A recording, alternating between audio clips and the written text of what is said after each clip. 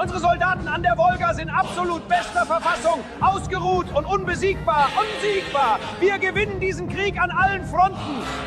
Sieg Heil! Heil Hitler!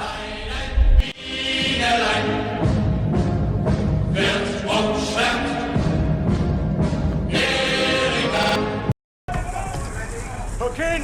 7, 6, 11, 5, 9 and 20 miles today, 4, 11, 7, 30, day before.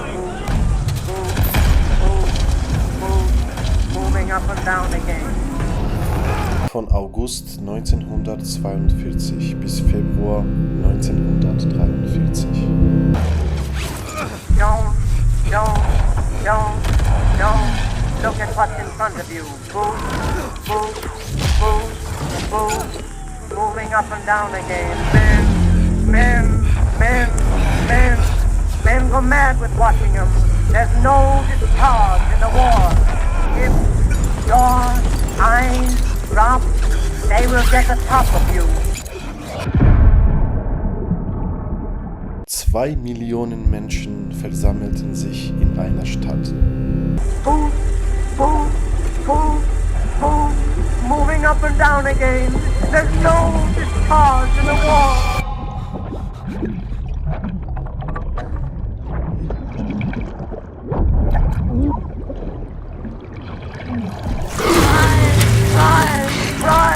Try to think of something different. No discharge in the war. Eine Stadt, die zum Grab des Dritten Reiches wurde.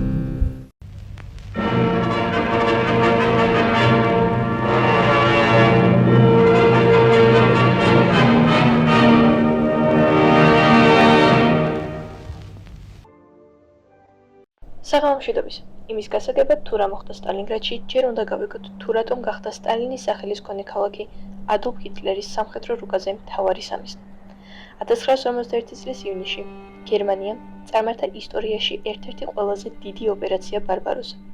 3 მილიონი ჯარისკაცი, 3000 ტანკი, 2000 თვითმფრინავი, 3000 კილომეტრიანი ფრონტის ხაზი, არქტიკიდან შავ ზღვამდე. პირველი 6 თვე ფიურერის საციკეთო წარიმონდა. სამხედრო ჯგუფმა ცენტრი მოსკოვის გარეუბანს მიაღწია. კიევი დაიცადა 600,000 საბჭოთა ჯარისკაცი ერთ კვირაში ტყვეობაში აღმოჩნდა. ოპერაციას ეწოდება Fall Blau. ლურჯი შემთხვევა. ნავთობის საბადოებამდე მისასვლელად გერმანიის მე-6 არმიის ჩრდილოეთის ქალაქი მდინარე ვოლგაზე ქალაქის სახელად სტალინგრადი უნდა გაევლო. Fall Blau 1942 წლის 28 ივნისს დაიწყო. შეტევას გენერალი ფრიდრიხ პაულისი ხელმძღვანელობდა. მის განკარგულებაში 270,000 ჯარისკაცი, 500 ტანკი და 3,000 საარტილერიო სისტემა იყო. პირველი წინსვლა სწრაფი წარმატებული ომის სტილში წარიმართა.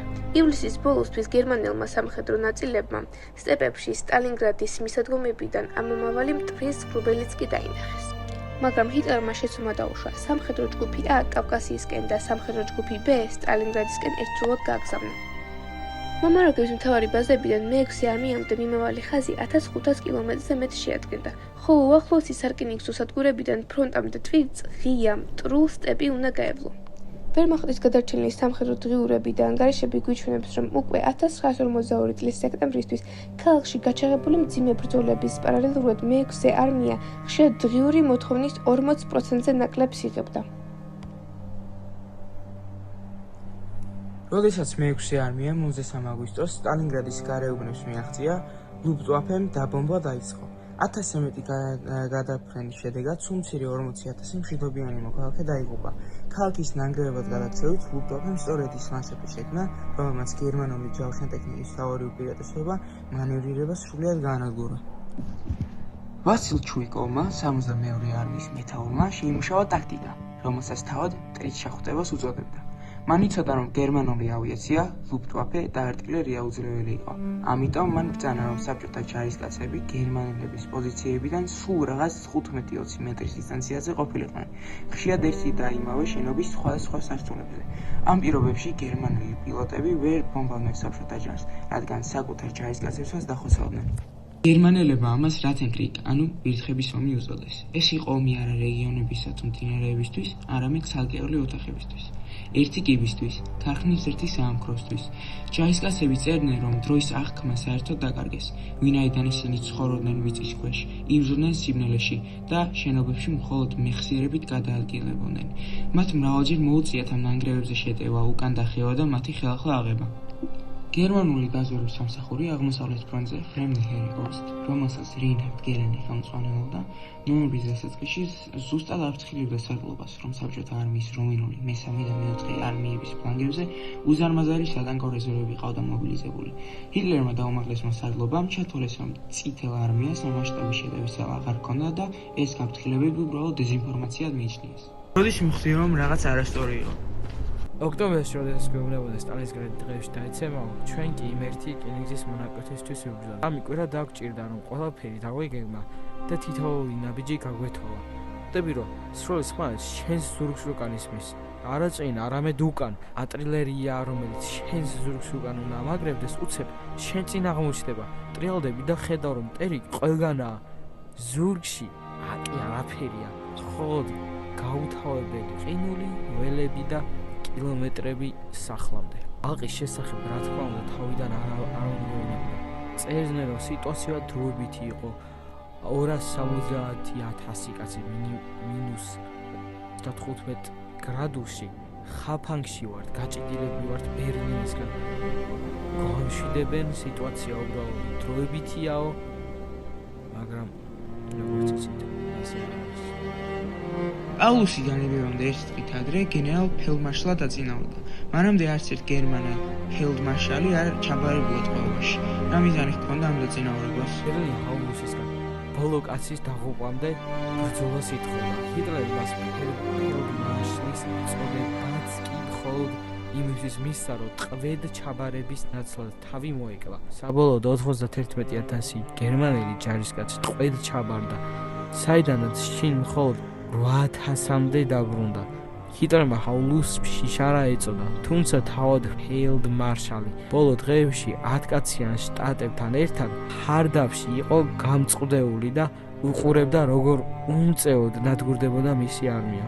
გერინგი ჰიტლერს დღეში 500 ტონის მიწოდებას სვირდებოდა. რეალურად რას იღებდით? დღეებში იშვიათად გაგვიმართლებდა და როცა საბჭოთა კავშირი გამანადგურებელები ჩვენს სატრანსპორტო თვითმფრინავებს ჰაერშივე არ ანადგურებდნენ. 60-40 ტონა შემოჰქონდათ 270,000 კაცის მინიმალური გადარჩენა მოთხოვნა 60 ტონა იყო, ჩვენ კიდე 80 ვიღებდით. ჭამდით ცხენებს, თავდაპირველად სისივისგან დახორციელებს, შემდეგ ვერც კი ფეხზე მდგომ ცხენებს.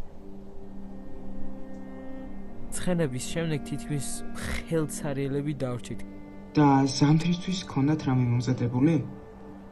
გვეუბნებოდნენ, რომ კამპანია სიცივის მოსწავლეებით დასრულდებაო. ზამთრის გურქები საერთოდ არ ჰქონდა, არა თხელი გურქები, არამედ საერთოდ არაფერი თბილი. ზაფხულის ფორმები გვეცვა. ოქტომბერში ტემპერატურა -30-40 გრადუსამდე დაეცა.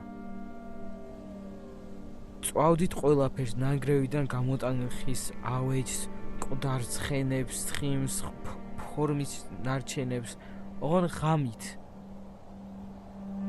კაცები თითებს კარგავდნენ იარაღის გადატანის მცდელობაში. ფეხის თითები ეყინებოდათ 2 მეტრის გავლისას. ყველაზე მოწინავე სამხედრო ძალის ჯარისკაცები ფეხებს გაზეთებით ვიხოდით, რადგან როგორც აღმოჩნდა, რომ უმაღლეს სარდლობას ჩვენი თბილად ჩაცმა საერთოდ არ მიაჩნდა საჭირო.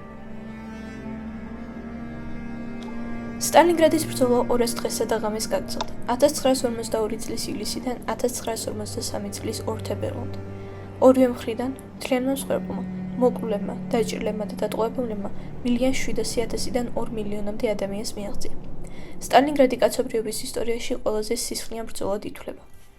წითელმა არმიამ სტალინგრადში მილიონზე მეტი ჯარისკაცი დაკარგა. ბრძოლების ზენში ქალაქში ახლად შემოსული საბჭოთა ჯარისკაცის სიცოცხლის საშუალო ხანგრძლივობა მხოლოდ 30 საათი იყო. In der Schlacht von Stalingrad gerieten 91.000 deutsche Soldaten in Kriegsgefangenschaft.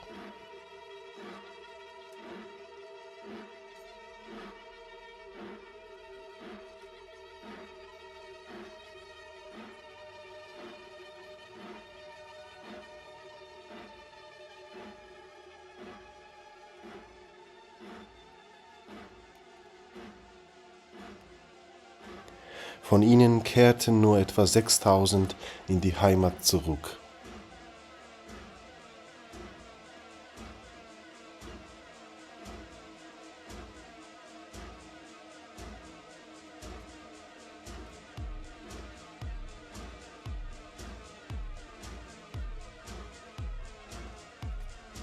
Die letzten Gefangenen wurden im Jahr 1955 aus sowjetischen Lagern freigelassen.